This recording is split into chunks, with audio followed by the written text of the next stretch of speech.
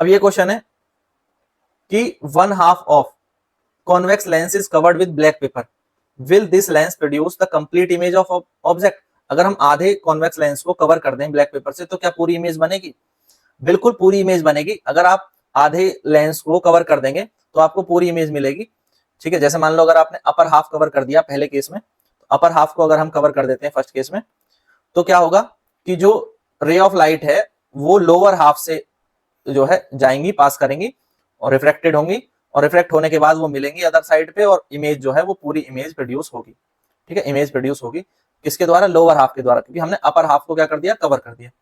अगर हम lower half को कवर कर देते हैं, इस तरह की कंडीशन अगर हम कर देते हैं कि हमने लोअर हाफ को कवर कर दिया, तो जो लाइट है वो रिफ्रेक्ट होगी अपर हाफ से, क्योंकि हमने यहाँ पर लोअर हाफ को कवर कर रखा है।